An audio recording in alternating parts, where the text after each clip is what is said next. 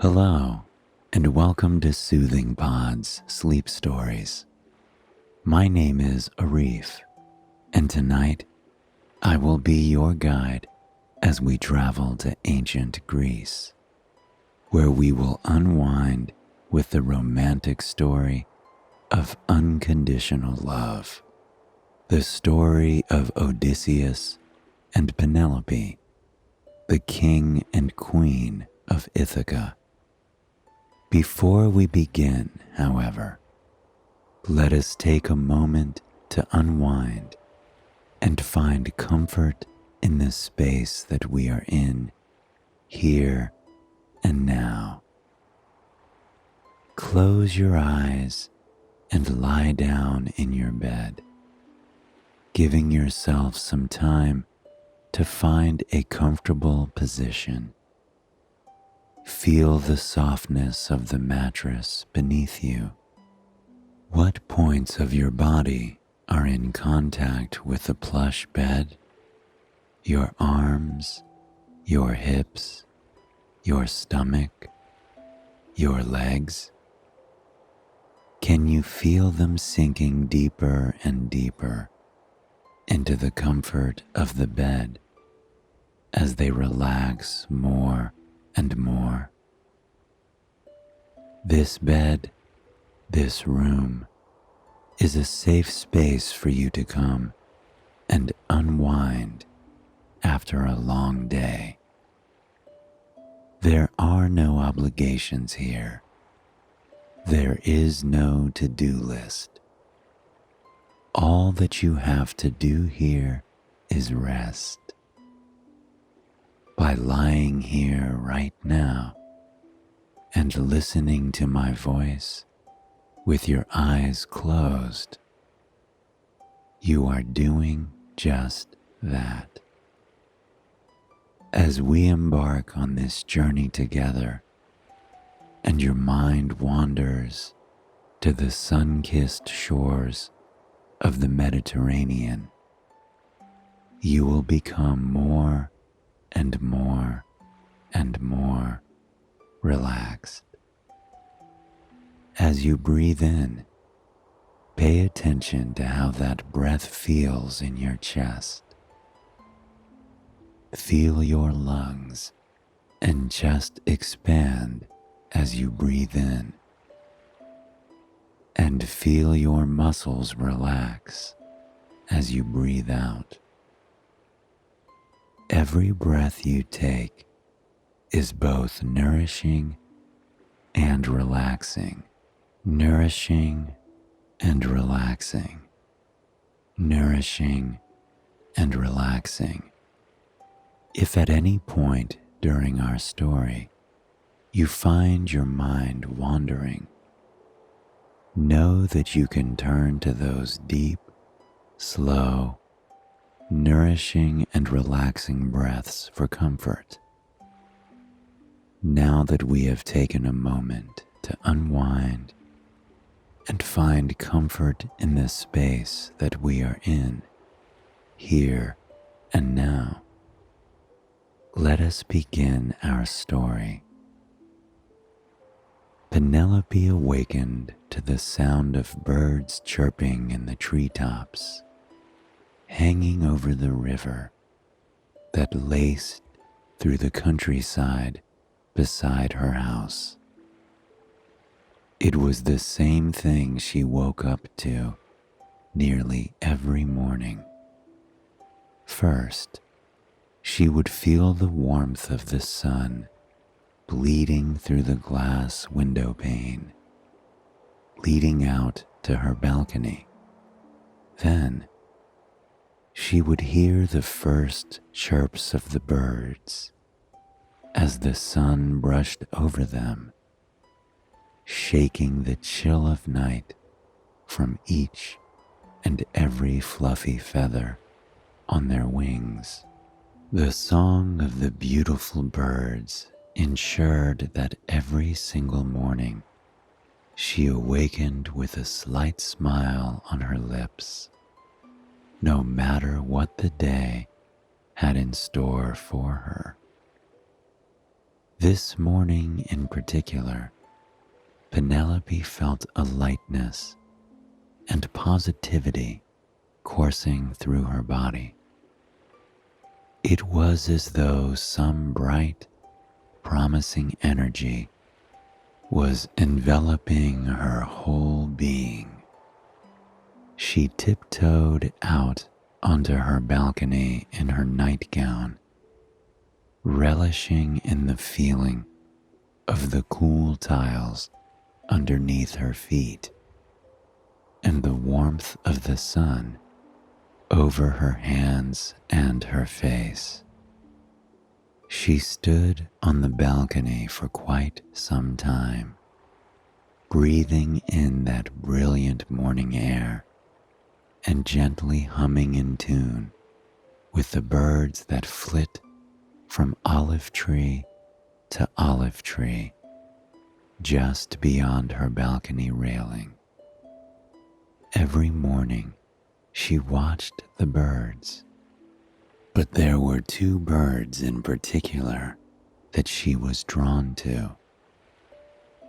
There was an olive tree that hung over her balcony, brushing the railing ever so slightly, and in that olive tree, tucked in the highest, safest branches, was a nest. The nest had been carefully constructed with love and care many weeks ago, and now it was full of eggs. Two bright yellow birds tended to the nest day and night, never seeing Penelope as a threat. They were a couple that was deeply in love. They took turns sitting on the eggs. Penelope couldn't help but notice that every morning the male bird would take over so the female bird could go off and find herself some breakfast. Before she left, the male bird would nuzzle her feathers, bidding her luck and farewell. Then Penelope would watch as the male bird peeked out from the leaves, waiting anxiously for his wife's return. His eyes never left the skies as he waited for her. And when he finally caught sight of her cresting over the mountain-studded horizon, a brightness would flash across his nutmeg-colored eyes. It was love. There was absolutely no doubt about it. A love that few animals and few humans shared. And this morning in particular, Penelope ached for a love like that. With a war on the horizon, many people of Sparta were clinging to romance as their only comfort, their sole reason for being on this earth. But Penelope was alone. She wrapped a wool blanket around her shoulders, embracing the tender warmth with a weak smile. She longed to have a partner by her side, an equal that would love her the way she dreamt of being loved, who would make her a better version of herself. But few men in Sparta were interested in that. Helen was the woman that all the men dreamt of being with, and many battles were fought just to have her hand. She was a beauty, breathtaking in every sense of the word, and it made Penelope feel even more alone than she already was. No one was fighting battles for her, nor were they begging her father for her hand in marriage. She tried to pretend it didn't bother her, but it did. Marriage wasn't about survival or connections for Penelope like it was for so many others. It was about love and belonging.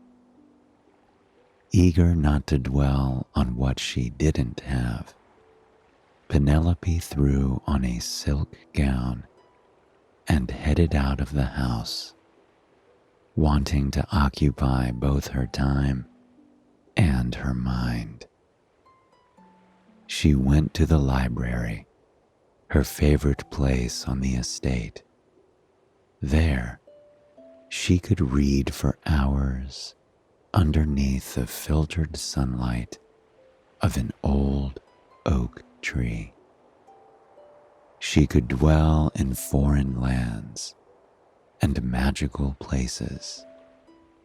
She could learn about places and plants and animals she didn't even know existed.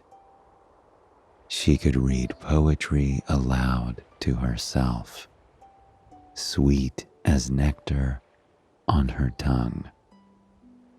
And that day, she did just that.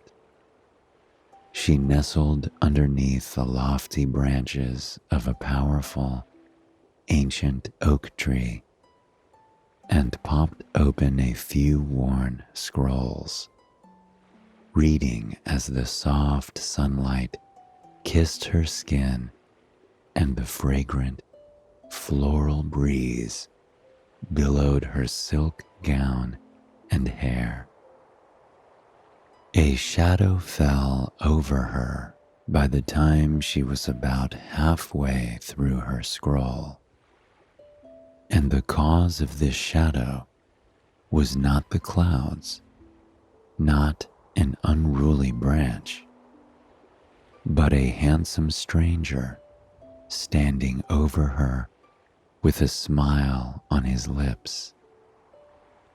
"I thought perhaps you may want to read this," he chimed, his voice low and soft. With his rough hands, he handed her a scroll. Penelope regarded the scroll in awe. It was a poem, her favorite poem, in fact, but it had been missing from the library for quite some time. She told the stranger as much, and he apologized, admitting that it was him who had taken the scroll for reading quite some time ago. There was a spark in his eye, a charm and magic about him that was undeniable. Penelope's heart fluttered as she looked up at him, and little did she know, he was feeling exactly the same way. He introduced himself as Odysseus. Penelope's eyes widened with surprise. She knew of Odysseus, as did almost all the women in the region, since he was the rightful ruler of Ithaca. Odysseus was a cunning man, a man of intelligence, kindness, and wit. He was the kind of man that Penelope dreamt of meeting, of being with. And Penelope was the kind of woman that Odysseus only caught a glimpse of in his profound dreams. While all the other men battled one another, desperate to marry Helen. Odysseus had his eye on Penelope. Though people spoke of his own intelligence and kindness, he truly believed that Penelope's surpassed his own. She was one of the most intelligent, witty people in the whole kingdom. People often spoke of things she had said or written, and Odysseus had fallen in love with her wisdom and her words well before he even saw her. But seeing her here and now, it just made him fall in love with her even more. Her olive skin, her hazel eyes that glistened a mossy green in the light of the golden sun, her black hair that was carefully plaited on her back, reaching down to her silk dress. She looked like a goddess. The two stood in silence for quite some time, merely taking one another in. Then Penelope sucked in a shaky breath, her heart still fluttering in her chest, and she moved to the side, motioning for Odysseus to join her. They sat under the ancient oak tree for hours. They read aloud to one another, sharing their favorite stories, poems, and novels. Penelope found herself clinging to every word that Odysseus read, and he found himself doing the same. Her words were like music to his ears, music that had been hidden from him for his entire life. Time seemed to pass in both slow motion and all at once when they were together. They both felt a kind of warmth that enveloped their whole being every time they caught each other's gaze, every time they laughed, every time they accidentally brushed hands while they were reaching for a scroll. Before they knew it, the sun had begun to set on the most brilliant day either of them had ever had.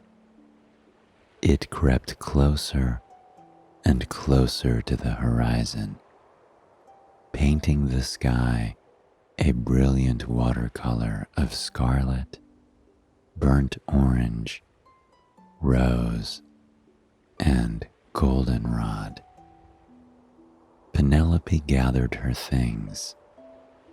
The two stood under the oak tree for a few moments, unsure of exactly what to say or how to end this once-in-a-lifetime interaction that they had shared. It was somehow as though they were both breathing for the very first time. Odysseus finally broke the silence. He bowed softly to Penelope with a glint in his amber eyes, offering to escort her back to her home, making sure she'd arrive safely. Penelope's heart skipped a beat at this request, and she felt her face flush a tender rose hue. She accepted, and the two walked back to her home. They talked of anything and everything on the walk, taking their sweet time. What was a meager 10-minute walk was transformed into a half-hour, and by the time they reached Penelope's door, the sun had fully set. Odysseus reached out, taking Penelope's hand in his own. With utter respect and softness, he brushed his lips against her hand, bidding her a good night. Before Penelope turned to open the door, she glanced over her shoulder at the handsome man who had been a stranger only hours ago. She asked if he would be visiting the library tomorrow. Odysseus smiled. "If that is where you will be, my lady, then it is where I will be also." With that, the two finally headed their separate ways. The following morning, Odysseus kept to his word. As Penelope rounded the corner to the library with a spring in her step, she spotted him sitting under that oak tree, looking toward the horizon as he anticipated her arrival. It was at that moment that Penelope realized what was truly happening here. The look in his eyes as he waited for her to crest over the horizon reminded her of the look of that little yellow bird as he awaited his true love's return. There was no denying what was happening here, so they didn't. Every day, they met under the tree and read to one another.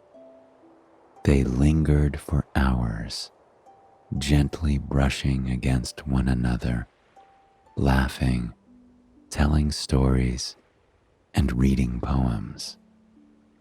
They spoke of their views of the world, their hopes of the future, even the trials of their pasts, and every single second was brilliant.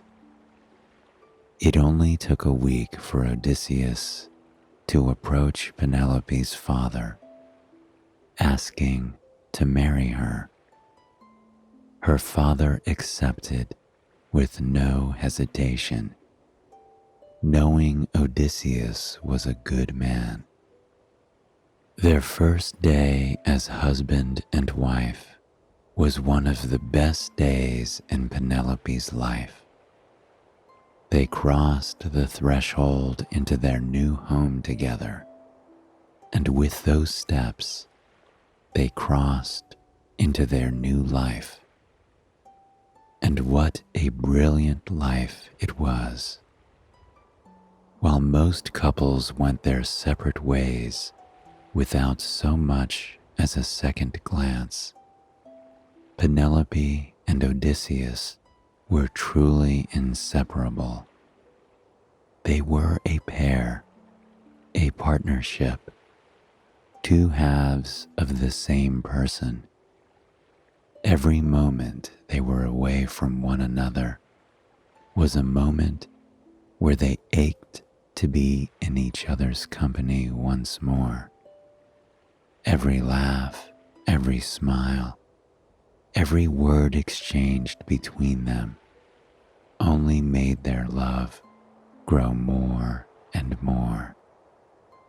Odysseus worked hard to create a space for Penelope to watch the birds every morning.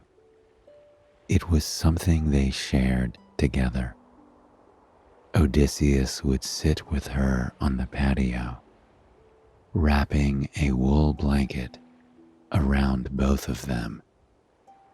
He would draw Penelope close, giving her a kiss on the forehead as they both shrugged off their slumber and embraced a brilliant new day together. Finally, at last, they both had the love they had craved. They had found their soulmate, and every instant together was one that reminded them of what life is truly about. But then, something miraculous happened. Penelope fell pregnant with a baby boy. As she gave birth, Odysseus stood by her, brushing hair from her face and holding her hand tightly. They enjoyed parenthood side by side, just as they had done with every other bit of life together. They thought that they couldn't love one another more, that they couldn't love life more. And then their brilliant boy, Telemachus, came along. When Penelope held him on her chest for the first time, she realized that he was a wonderful combination of them both. He had Odysseus's stunning amber eyes, like pools of honey. He had her dark waves of hair and button nose, and it seemed her curiosity for the world. He reached up, tangling his tiny hand in her mane, as his eyes filled with wonder for the very first time. When Odysseus and Penelope gazed at each other, holding their newborn son in their arms, there was a new kind of love shared between them. Once more, their life had become something new, and once more, they were reminded of what life is truly about. The next few months were the most delightful they had ever shared together. They would both awaken to care for the baby together. Some nights, they would recite poetry to the baby in the moonlight, swaying him gently, reminding one another of the first time they discovered that poem together. Some mornings, Odysseus would gently sway the baby side to side, side to side, side to side, as they watched the birds flit through the olive trees overhead. But no matter what, the family was always together. Parental obligations tired them, but also brought them closer together. Parenthood ignited a spark between them that they didn't know could even exist. Every night when they went to bed, they thanked the gods for the blessing of their family, of each other, of what the future held. As the king and queen of Ithaca, they had business to attend to, but they always did so with one another close by. But soon, their fairy tale life changed, and, unfortunately, there was nothing either of them could do about it. The war was no longer on the horizon. The war was here, and Odysseus had no choice but to join the effort. Penelope was terrified of this, but she had faith in her husband, in her family, in the connection they shared. She joined him on the shore, as he prepared to set sail for battle. She held their son in her arms as she gazed up at her husband with a smile on her face and tears trailing down her soft cheeks. "How can you be smiling and crying at the same time, my love?" Odysseus asked, wiping a tear from her cheek. "Because I will miss you dearly, but I have no doubt you will return, my love," Penelope replied.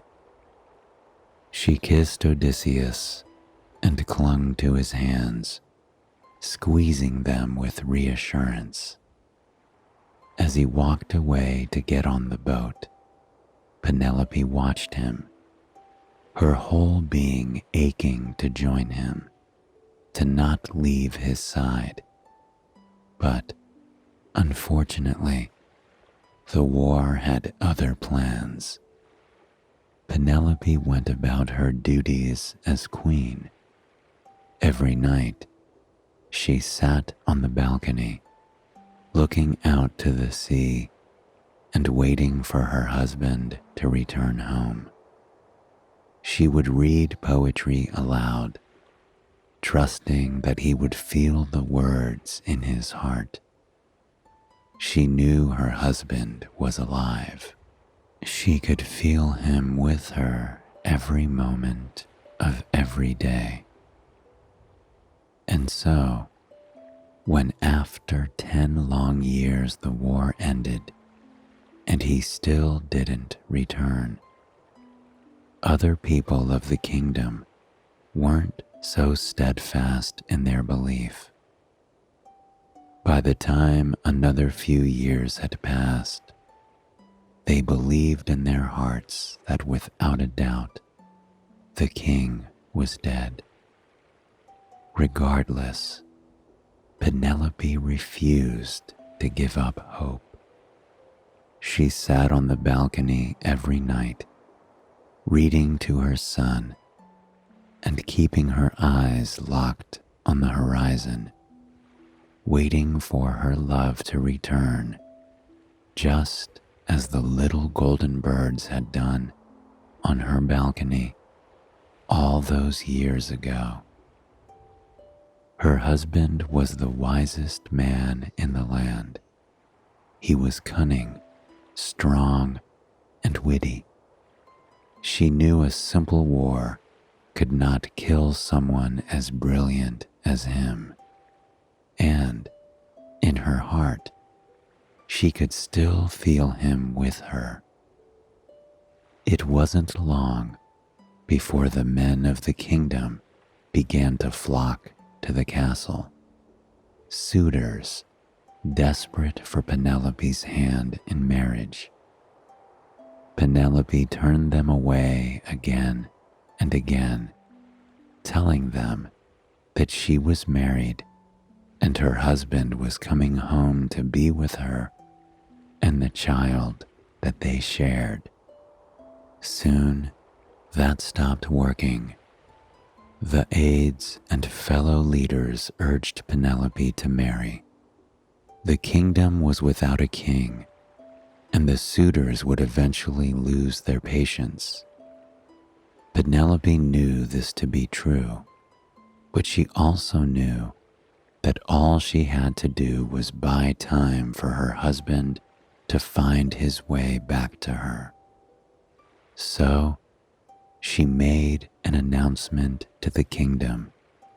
She would remarry, but there was something she needed to do first. She would weave a shroud for Odysseus's father, and once the shroud was finished, she would wed the man of her choice. The suitors took this promise, eager to have their chance at marrying the queen. But Penelope had other plans. Every day, people of the kingdom and workers of the kingdom would catch sight of Penelope working away at the shroud for Odysseus's father. She worked diligently all hours of the day, weaving a shroud made of beautiful gold thread that reminded her of the sunsets she used to watch with her husband. Everyone was pleased. They saw the queen hard at work and knew it would only be a matter of time before the shroud was finished. Little did they know, every single night, Penelope would tiptoe down to the shroud and undo every bit of work she had done during the day. It was an endless dance she did. Much like Sisyphus, she was destined to do the same task over and over and over. But unlike Sisyphus, she knew that one day she would be free from this task. She still felt the warmth of her husband's love in her heart. She knew he was somewhere over the horizon, trying his hardest to return to her and spend the rest of his life with her. This delicate dance went on for 3 years. The suitors grew frustrated with waiting, and because of this, they started to keep a closer eye on what was happening. Soon, they exposed Penelope for what she was doing. Intensely angered by her betrayal, the suitors stormed the estate, taking and destroying whatever they pleased until she would agree to marry one of them. Penelope knew there was no way to escape this. However, there was something odd she had noticed, something that filled her with hope. That warmth in her chest, the love of her husband, it was burning more intensely than ever, and for a good reason. The morning that the suitors stormed the castle, a beggar arrived on a rickety boat from a distant land. He was a man who had been through much in the past 20 years, a man who was finally returning home. To slip past the suitors and escape their anger, Odysseus disguised himself as a beggar as he approached the island. He had faith that somehow his wife would know it was him, that he had returned to live the rest of his life with her. He gathered at the castle with the rest of her suitors, waiting for her to make an announcement. His whole body was buzzing with anticipation. It had been many long years since he had seen his wife, many long years of him desperately waiting to be by her side, waiting to be reunited with her. The thought of being with her had carried him through the most challenging of storms. It kept him warm on the coldest nights and kept him going when he felt as though his body had given up. She was the guiding light for him through every challenge. And finally, today, he was to be reunited with her. When she opened the doors and stepped out onto the podium, Odysseus felt as though he couldn't breathe. She was even more beautiful than on the day he had left. He gazed at her as though she was the sun, all that mattered in the entire world. and when she began to speak, his knees grew weak. He had missed her voice. He had ached just to hear her speak one more time. Penelope told the suitors that to choose her husband, she was putting them to a test.